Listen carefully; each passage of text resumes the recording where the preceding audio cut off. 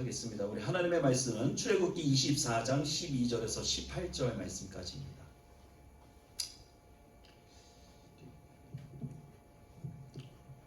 앞에 본문이 나가고 있으니까 여러분들 한 절씩 우리 교독하도록 하겠습니다. 여호와께서 모세에게 이르시되 너는 산에 올라 내게로 와서 거기에 있으라. 내가 그들을 가르치도록 내가 율법과 계명을 친히 기록한 돌판을 내게 주리라. 모세가 그의 부하 여호수아와 함께 일어나 모세가 하나님의 산으로 올라가며 장로들에게 이르되 너희는 여기서 우리가 너희에게로 돌아올 때까지 기다리라. 아론과 훌이 너희와 함께 하리니 물을 일이 있는 자는 그들에게로 나아갈지니라 하고 모세가 산에 오르매 구름이 산을 가리며 여호와의 영광이 시내산 위에 머무르고 구름이 엿새 동안 산을 가리더니 일곱째 날에 여호와께서 구름 가운데서 모세를 부르시니라. 산 위의 여호와의 영광이 이스라엘 자손의 눈에 맹렬히 불같이 보였고 18절 같이 있습니다. 모세는 구름 속으로 들어가서 산 위에 올랐으며 모세가 40일 40야를 산에 있습니다. 아멘.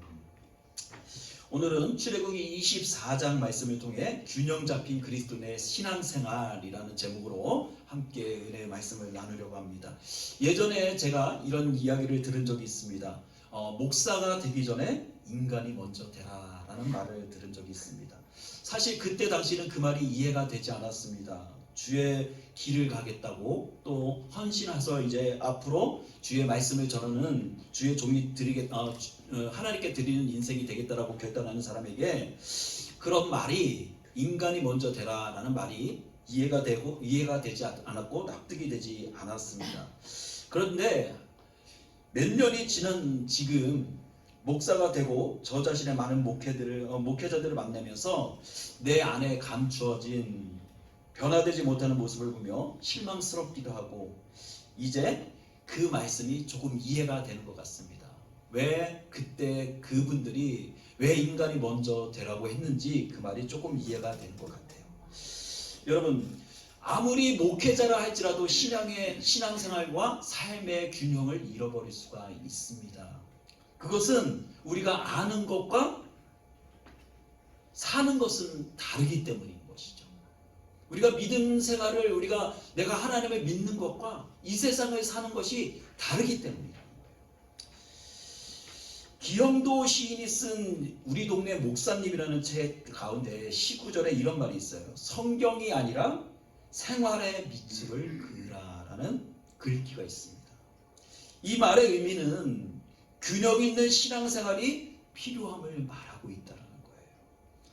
많은 그리스도인이 성경에만 밑줄을 긋고 그래 이 말씀 내가 예전에 암송했던 말이고 참 은혜스러운 말씀이지 우리가 성경에 밑줄을 그을 때는 언제요? 그쵸? 내가 그 말을 언젠가 내가 읽었던 말씀 아니면 설교를 통해서 들었던 말씀 또 나의 삶 가운데 은혜가 되었던 말씀을 읽으면서 우리는 거기에 밑줄을 긋는다는 거예요. 근데 더 중요한 것은 무엇이냐면 우리가 성경의 밑줄은 긋지만 정작 우리의 삶 가운데서는 뭐예요? 성경의 밑줄을 그은 말씀대로 사는 것이 아니라 우리의 의지대로 내 경험대로 내 생각대로 살아간다는 것이 문제가 된다는 것이죠. 철학 교수였던 달라스 윌라드라는 분이 하나님의 모략이라는 책 가운데 이런 내용이 있어요.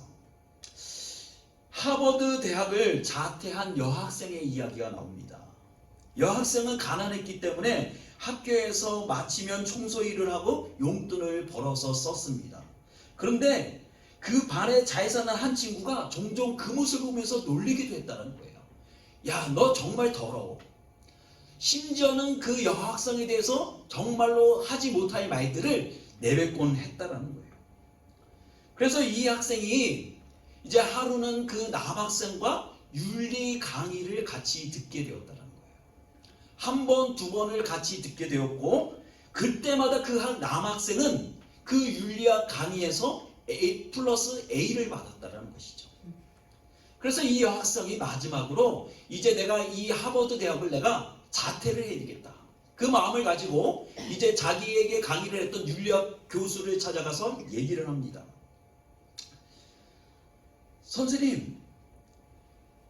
사람이 선한 사람이 되려고 노력하지 않는다면 선을 아는 것이 무슨 의미가 있습니까? 여러분들 말이 이해가 되세요? 선을 행하려고 노력하지 않는데 선을 아는 것이 무슨 의미가 있겠습니까? 이 여학생의 뼈 있는 말은 아마 그 남학생을 향한 메시지였을 것입니다. 윤리학을 아무리 잘 들어서 플러스 A를 받는다 할지라도 윤리적으로 살아가지 않는다면 그것은 아무런 의미가 없다는 말의 의미일 것입니다. 여러분, 우리는 이 세상에서 우리가 종종 운전을 할 때가 있습니다. 운전을 하다 보면 한쪽 바퀴가 펑크가 나거나 바람이 빠지게 되면 어떻게 되죠? 핸들이 쏠리게 되어 있습니다. 바람이 빠진 쪽으로 차가 쏠리게 되어 있다는 거예요. 그 말은 한쪽 바퀴에 문제가 생겨서 이 밸런스가 맞지 않는다는 것을 말하는 것이죠. 그렇기 때문에 그 위험한 자동차를 마치 내가 펑크가 났음에도 알고 그것을 운전해 나간다면 어떻게 되는 거예요? 운전자는 위험 가운데 처할 수밖에 없다는 것이죠. 마찬가지로 우리가 우리의 삶 가운데 또 일상 가운데 신앙생활 가운데 밸런스를 잘 맞추지 못하면 우리는 위험한 운전자와 같이 지금 위험한 인생을 살아가고 있다는 말이 되는 것입니다. 그렇기 때문에 우리는 어느 한쪽도 치우치는 삶이 아니라 신앙과 일상생활의 삶이 밸런스가 맞춰져야 한다는 것이죠. 여러분, 우리는 하나님의 백성이기 때문에 세상 사람들과 달리 우리는 하늘나라를 사모하고 하나님을 위해서 살아가야 하는 백성들입니다. 하지만 우리의 삶의 영역은 어디죠?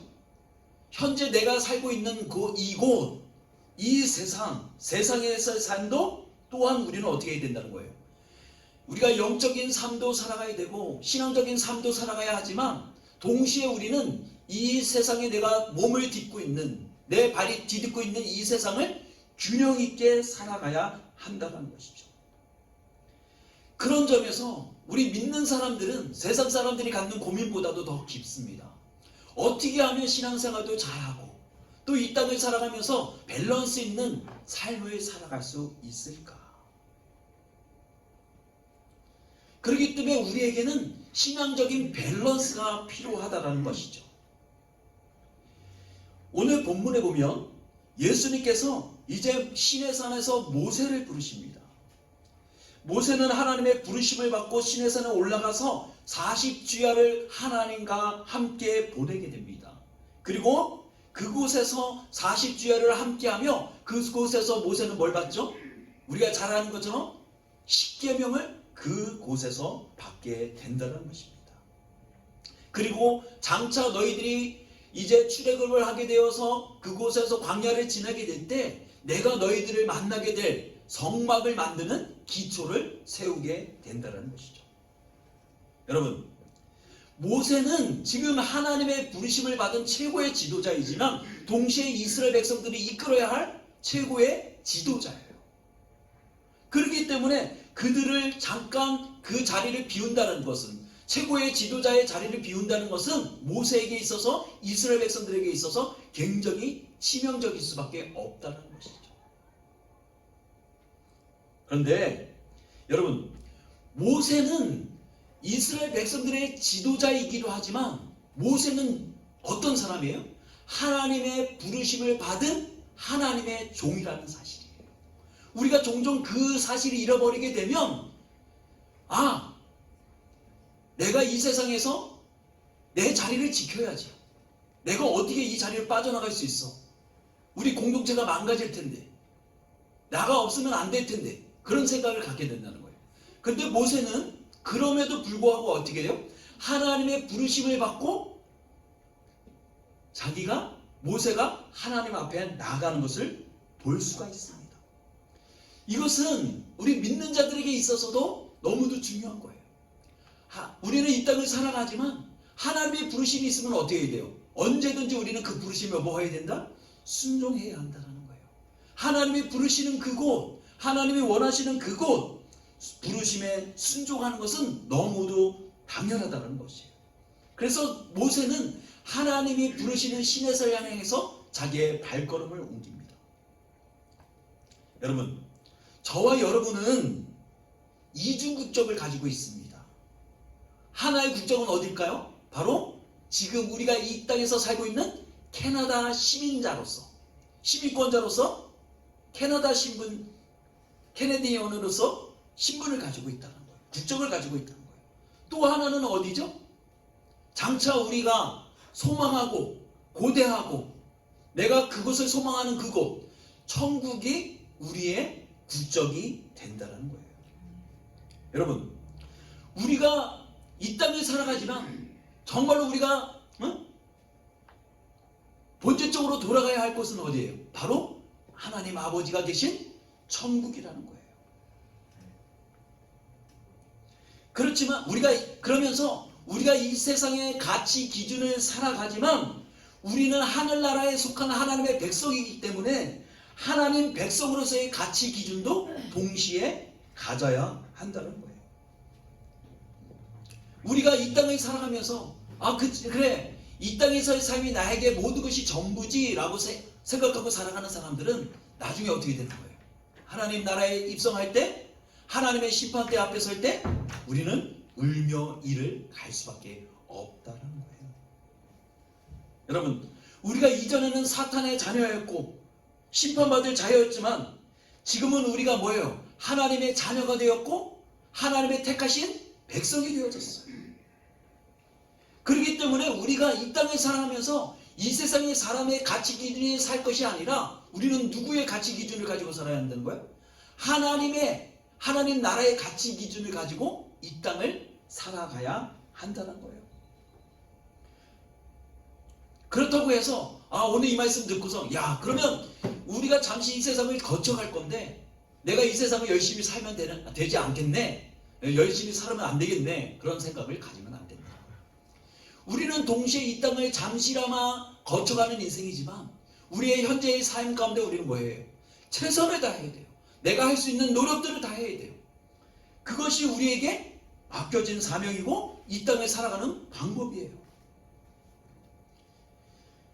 예수님께서 시내산에서 모세를 부르실 때 모세는 순종함으로 나갔지만 그 이스라엘 백성들을 돌보고 그들의 최고의 지도자의 자리를 그냥 내버려 둔 것이 아니에요. 그냥 대대로 되라. 그냥 하나님 나 부르셨으니까 나 시내산에 올라갈게. 그리고 올라간 것이 아니라는 거예요. 오히려 모세는 장로들과 아론과 훌을 불러서 만약에 너희들 가운데 문제가 있으면 이들과 상의해서 이 문제를 처리하라 라고 하며 자기의 모든 자기가 해야 할 일들을 그들에게 분배를 해주고 나눠주었다는 거예요. 그것만 보더라도 모세가 지금 이스라엘 백성들이 이끌고 그들과 함께하는 삶이 얼마나 중요한 건지를 그도 인식하고 있었다는 거예요. 그럼에도 불구하고 하나님의 부르심이 있었기에 그는 부르심의 자리 가운데 순종함으로 그 자리에 나갈 수 있었다는 거예요. 예수님께서 변화산에서 야고보와 베드로와 야고보의 동생 요한을 데리시고 이제 변화산으로 올라가십니다. 그곳에서 예수님께서 변형된 얼굴로 그리고 그 옷이 해와 같이 빛나는 것을 그들이 목도하게 됩니다. 그리고 모세와 엘리야가 함께 이야기하는 장면도 보게 된다는 거예요. 그때 그 장면을 지켜보던 베드로가 이렇게 말합니다. 마태복음 17장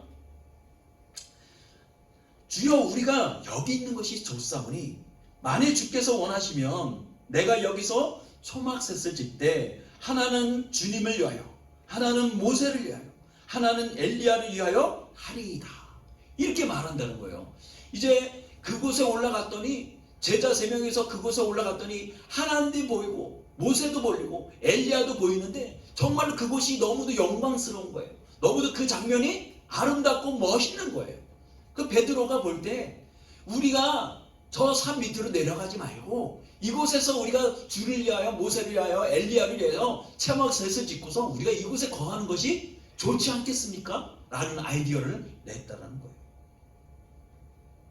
근데 예수님께서 뭐라고 말씀하세요? 그들을 오히려 데리고서 그 변화산 밑으로 내려오세요. 그들을 그 산으로 올리신 이유는 단 한 가지입니다. 그들에게 용기와 희망을 주시기 위하여 그것으로 이끄셨다는 사실이에요. 주님께서 주의 영광을 보이시는 그곳이 우리에게 영광이 되고 기쁨이 되고 내가 그곳에서 지나면 아무 근심도 없겠다라고 생각하지만 주님께서 그곳에서 우리에게 보이시는 것은요, 너희에게 용기와 소망을 주기 위한 거예요. 너희가 세상에 나가서 이런 삶을 살아야 돼. 너희에게 모든 하나님의 영광을 드러내는 삶을 살아야 돼. 그것을 보여주기 위해서 예수님께서 그들에게 친히 그 모습을 보여주셨다는 거예요. 그리고 예수님께서는 가이사랴 빌립보에서 베드로가 신앙 고백을 하죠. 주는 그리스도시요 살아계시는 하나님의 아들이십니다.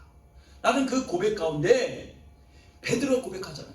내가 어떤 일이 있어도 주님을 배반하지 않겠습니다. 베드로의 마음은 지금 영광의 자리 가운데 그것이 충만한 거예요.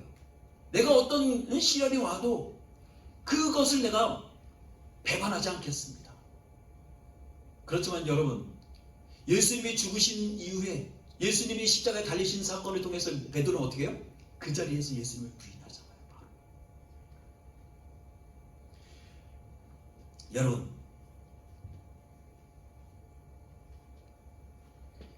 그들은 변화산에서 예수님의 변형된 얼굴을 보았어요. 그리고 예수님이 모세와 엘리야와 함께 이야기하는 것을 보았어요.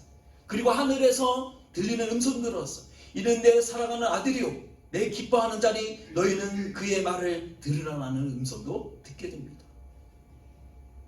이 모든 메시지는 제자들에게 희망을 주시는 메시지였어요. 이 말의 의미는 나의 죽음은 고난으로 끝나는 것이 아니다. 나의 죽음은 부활로 이어질 것이라는 것을 그들에게 암시적으로 말씀하고 계셨다는 거예요. 여러분, 그 부활의 영광, 하나님 보여주신 영광이 그 자리에서 끝나는 것이 아니에요. 이제 그들이 그곳에서 하나님의 영광을 배웠다면 이제 제자들은 그 변화산에서 내려와 삶으로 그의 삶을 드러내야 하는 것이죠. 그렇기 때문에 제자들에게 있어서 베드로에게 있어서 변화산은 계속 머물러야 할 곳이 아니라 이제 그곳에서 얻었던 용기와 소망을 가지고 하나님이 우리에게 허락하신 이 세상 가운데 용기와 소망을 가지고 이 땅에 우리가 믿음의 용사가 되어져서 이 땅을 살아가야 한다는 것이죠. 그렇기 때문에 그런 관점으로 볼 때 여러분, 교회는 계속 머물러 있어야 할 것이 아니라는 거예요. 이해가 됐어요? 교회는 계속 머물러 있어야 할 것이 아니라는 거예요. 여러분, 교회는요, 우리가 하나님을 예배하기 위한 장소이기도 하면서 훈련을 받는 장소예요. 신앙 교육이 이루어지는 장소예요. 남자들이, 우리 두 아들들은 군대를 안 갔다 왔지만 남자들이 군대를 가게 되면 제일 먼저 뭐를 하겠습니까? 자대를 배치받기 전에 4주간의 교육을 받는다는 거예요. 기본적인 군인으로서. 그러니까 민간인에서 이제 군인이 되기 위한 군사 교육을 받아야 한단 말이에요. 총을 어떻게 다루고, 옷은 어떻게 입고, 신발을 어떻게 하고, 군인으로서 가져야 할 자세, 마음의 가짐, 그 모든 것들을 4주간의 교육을 통해서 그 모든 것들을 배우게 된다는 거예요. 그 과정이 끝나고 나면 어떻게 해요? 또 특선 부대로 아니면 또 특선 임무를 하는 군인들은 따로 또 그들만을 모아서 뭐예요? 특수훈련을 받게 되는 거예요. 그렇지만 대부분의 그 훈련이 끝나게 되면 그들은 뭐예요? 자대 배치를 받아서 그냥 자대 배치를 받는 것으로 부대를 배치받는 것으로 끝난 것이 아니라 또 그곳에 가서 그 자대 배치를 받은 부대에서 뭐예요? 끊임없는 훈련과 총 쏘는 방법과 어떻게 그 진지를 구축하고 어떻게 전쟁을 할 것인가를 끊임없이 훈련을 하고 또 훈련을 받는다는 거예요. 그들이 그렇게 하는 이유는 무엇입니까? 그것은 혹시라도 언젠가는 일어나게 될 전쟁에 대비해서 나라를 지키기 위해서 그들이 끊임없이 훈련을 하고 끊임없이 그것을 노력하고 있다는 거예요. 그렇기 때문에 여러분, 교회는 하나님을 예배하고 우리가 훈련을 받는 곳이지, 우리가 이곳에서 모여서 내가 주를 위하여 정말로 즐거운 이곳에서 기쁨으로 하나님만을 예배하고 하나님만을 찾고 그거 기쁨만으로 우리만 나누라는 것이 아니에요. 교회는 그리스도인의 정체성을 확인하고 이곳에서 다시 신앙의 우리의 모습을 되돌아보고 나의 부족한 면을 하나님 앞에 기도하며 그것을 채운 후에 세상으로 돌아가야 할 장소라는 거예요. 여러분, 그렇기 때문에 우리가 예배 가운데 은혜를 받고 말씀을 듣고 우리가 이곳에서 훈련을 받고 말씀의 공부를 하는 이유는 단 한 가지예요.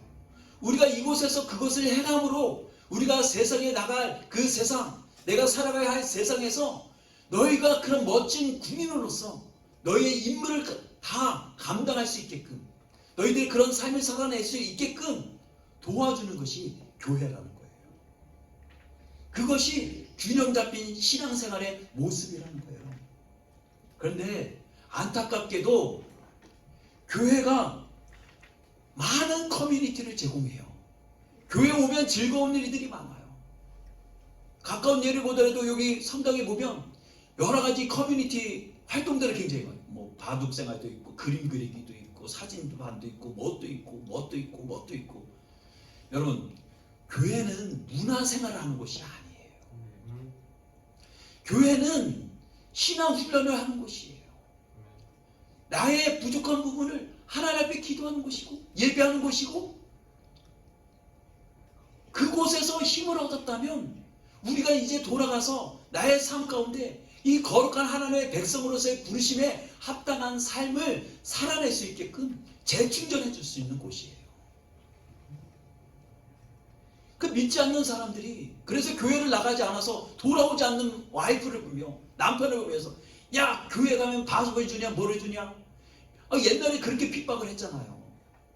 왜 교회 가면 돌아오지를 않느냐는 거예요. 왜 교회 나가면 집안을 돌보지 않느냐는 거예요. 그걸 왜 그렇습니까?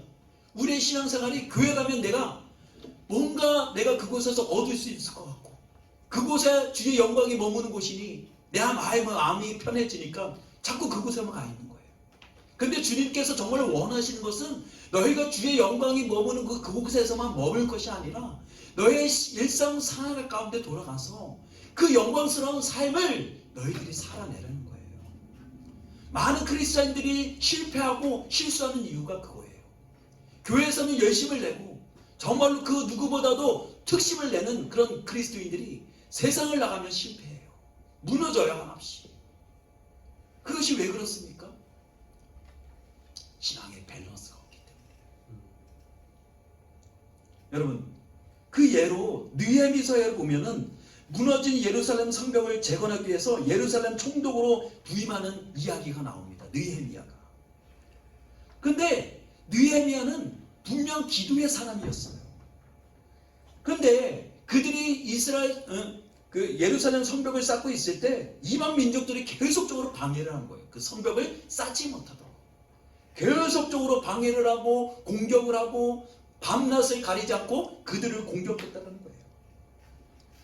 그 예레미야가 할 수 있었던 것은 뭐예요? 느헤미야가 할 수 있었던 것은 하나님 앞에 무릎을 꿇고 기도했다는 거예요. 하나님, 저 침입으로부터, 저들의 괴롭힘으로부터 우리를 지켜주십시오. 그런데 여러분, 우리가 한 가지 놓치지 말아야 될 것이 있어요. 느헤미야는 분명 기도의 사람이었고 하나님의 사람이었지만 그는 하나님 앞에 기도만 하지 않았다라는 거예요. 기도만 하지 않았어요. 그들은 기도도 하고 적들의 공격에 대비해서 무장하고 있었다라는 사실이에요. 느헤미야서 4장 16절 18절 말씀 한번 띄워주세요. 제가 읽어드릴게요. 그때로부터 내 수와 사람들의 절반은 일하고 절반은 갑옷을 입고 창과 방패와 활을 가졌고 민장은 유다 온 족속의 뒤에 있었으므로 성을 건축하는 자와 짐을 나르는 자는 다 각각 한 손으로 일을 하며 한 손에는 병기를 잡았는데 건축하는 자는 각각 허리에 칼을 차고 건축하며 나팔을 부는 자는 내 곁에 섰었느니라. 그러니까 느헤미야의 곁에는 나팔이 부는 자가 있었다는 거예요. 나팔 부는 자는 뭐예요? 적들이 쳐들어온다는 것을 그들에게 알리기 위한 파수꾼의 역할을 하는 거예요. 그리고 일하는 자는 뭘 했다는 거예요? 한 손에는 병기를 잡고 한 손에는 도구를 잡고 성벽을 건축하며 그들은 스스로를 뭐 했다는 거예요? 적의 침입으로부터 대비하고 있었다는 거예요. 여러분, 이것이 균형 잡힌 그리스도인의 모습이라는 거예요. 어느 한쪽도 치우칠 수 없는 밸런스 있는 신앙생활이 우리 가운데 있어야 한다는 거예요. 아인슈타인이 그런 말을 했어요. 인생은 자전거를 타는 거와 같다라는 말을 했어요. 그 말은 뜻은 균형을 유지하려면 계속 움직여야 한다라는 말이에요. 여러분, 멈춘 자전거에서 여러분들 균형을 잡아본 적 있으세요? 멈춘 자전거에서는 균형을 잡을 수가 없어요. 그렇지만 그 페달을 계속 밟으면 밟을수록 어떻게 해요? 그 자전거는 주인의 뜻대로 균형을 맞추게 돼요. 넘어지지 않아요. 조금씩 핸들이 장애물이 나올 때마다 핸들을 틀기만 하면 돼요. 쏠리는 쪽으로 핸들을 돌리기만 하면 돼요. 그러면 넘어지지 않아요.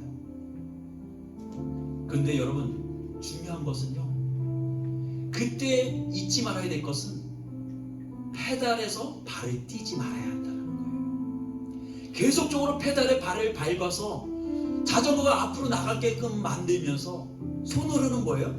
균형을 맞추는 거예요. 여러분, 신앙생활도 마찬가지예요.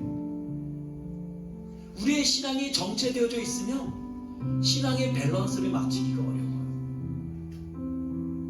우리의 신앙이 머물러 있으면 우리의 신앙의 밸런스를 맞추기가 힘들어요. 왜 그런지 아세요? 우리는 어리숙하기 때문이에요. 미성숙하기 때문이에요. 시간이 흐르면 흐를수록 우리의 육체의 나이가 먹듯이 우리의 신앙의 나이가 어떻게 돼야 된다는 거예요? 성숙해져 가야 한다는 거예요. 어린아이가 어린아이의 상태에 머물러 있지 않습니다. 지금은 어린아이의 상태에 머물러 있지만 이 아이가 몇 년이 지나고 나면 어른과 같이 성장해요. 마치 우리의 신앙이 그래야 한다는 거예요. 처음에는 내가 하나님을 믿을 때 뜨거운 믿음을 가졌던 나였지만 우리가 그때는 어린아이 같은 기는 신앙이었어요. 주의 말씀을 드리고 예배를 드리고 성경을 공부하다 보면 우리가 어느새 걷는 아이의 신앙이 되어져요. 그리고 연수가 더하면 더할수록 어떻게 해요? 뛰어다니는 성인의 모습으로 변해요. 여러분, 우리의 모습이 그래야 한다는 거예요. 그리스도의 장성한 분량에 이르기까지 우리는 끊임없이 자라나야 되는 거예요. 우리의 신앙이 머물러 있으면 신앙의 밸런스를 맞출 수가 없어요. 그 누구도. 여러분, 그렇지만 이 말을 하는 저도 신앙의 밸런스를 잘 맞추느냐? 저도 어려워요. 어떻게 살아야 될지 모르겠어요. 종종 내 삶 가운데 무너지는 나의 자신을 발견하게 돼요. 그렇지만 우리가 그 생활을 멈추지 않고 오늘도 계속적으로 살아내야 하는 이유는 하나님이 우리에게 그런 삶을 살아내려고 하셨기 때문이에요. 주님이 우리에게 몸소 그 거룩한 삶이 무엇인지, 신앙 잡힌 신앙생활이 무엇인지를 직접 보여주셨기 때문이에요. 그렇기 때문에 저와 여러분들은 넘어지는 한이 있을지라도, 실패하는 한이 있을지라도 우리는 그것을 멈추지 말아야 한다는 사실이에요. 여러분, 우리는 균형 잡힌 그리스도인으로서 살아가야 합니다. 삶과 균형, 신앙이 균형을 잃어버리면 안 돼요. 어느 한쪽으로 치우치게 되면 우리는 우리의 밸런스가 무너질 수밖에 없어요. 우리는 성경에도 밑줄을 그어야 하지만 진짜 중요한 것은 우리의 삶 가운데도 밑줄을 그어야 한다는 거예요. 신앙생활이 중요한 만큼, 말씀을 읽은 만큼 나의 삶 가운데서도 그것이 열매로서, 삶으로서, 하나님이 기뻐하시는 성령의 열매로서 우리의 삶 가운데 맺혀지는 은혜가 있어야 한다는 거예요. 주님께서는 우리를 세상의 빛과 소금이라고 말씀하셨어요. 그 말은 너희가 교회 안에서 빛과 소금이 되라는 말씀이 아니에요. 교회 안에는 빛과 소금이 필요 없어요. 왜요? 이미 빛과 소금이 되신 예수님이 계시기 때문이에요. 그렇지만 이 세상은 여전히 빛과 소금이 필요해요. 왠지 아십니까? 세상이 부패했기 때문이에요. 세상에는 밸런스가 없기 때문이에요. 그래서 너희들이 신앙과 삶이 무엇인지, 빛과 소금의 역할이 무엇인지를 너희들이 삶으로 살아내라고 주님께서 우리에게 도전하고 계신 거예요. 여러분, 성경이 어떤 책인 줄 아세요? 성경은요, 단순하게 하나님을 예배하고 하나님만의 하나님께로 인도하는 길라잡이만 하는 게 아니에요. 성경은요, 우리에게 또 다른 길을 제시하고 있어요. 너희들이 세상을 어떻게 살아가야 하는지, 너에게 맡겨진 현실을 어떻게 믿음으로써 이겨내야 하는지를 명확하게 보여주고 있는 책이 성경책이에요. 그렇기 때문에 우리가 성경 말씀을 읽어야 돼요. 성경 말씀을 읽다 보면 이 세상을 어떻게 내가 이겨야 되고, 어떤 삶을 살아야 되고, 내가 어떻게 빛과 소금의 삶을 거룩하게 살아낼 수 있는지를 보여줄 수 있다는 거예요. 여러분, 우리가 이런 삶을 살아낼 수 있기를 간절히 소원합니다. 하나님이 부르시는 그 심판대의 자리에 설 때까지 우리가 이 신앙의 밸런스를, 균형 있는 그리스도의 삶을 포기하지 말았으면 좋겠어요. 그것이 우리에게 맡겨진 사명이고, 또 내일을 살아가고 내일 모레를 살아가고 한 달을 살아가고 1년을 살아가는 우리들에게 맡겨진 사명이라는 거예요. 그러기 위해서는 성숙해야 합니다. 성숙하기 위해서는 주의 말씀을 읽어야 돼요. 먹어야 돼요. 어떤 목사님이 그런 말씀하시더라고요. 성경 말씀을 먹으라고 말하더라고요. 성경 말씀을 먹으래요. 그 말이 즉슨 뭐냐면, 성경 말씀을 어떻게든지 보라는 거예요. 개정개혁이 이게 지금 말이 어렵잖아요. 읽으면 이게 무슨 말인지도 모르고. 그러면 초등학생들이 보는 만화로 되는 성경책이라도 보라는 거예요. 그것을 보면 그 줄거리가 보이고 내용이 보이고, 그러다 보면 점차 신앙이 성숙하고 그 말씀이 이해가 되면 개정개혁도 보고 원어도 보게 되고, 그 말씀의 깊이가 점점 더 깊어지게 되면 우리는 그 말씀을 언젠가 먹고 있게 된다는 사실을 알게 된다는 거예요. 여러분, 말씀을 읽으세요. 말씀 읽으셔야 돼요. 그리고 여러분들의 신앙이 성숙한 만큼 세상에서도 성숙한 그리스도인으로서, 또 나의 삶 가운데 주인으로서 열심히 충실하게 성실하게 살아내시는 저와 여러분들이 되시기를 주님의 이름으로 축원합니다. 아멘.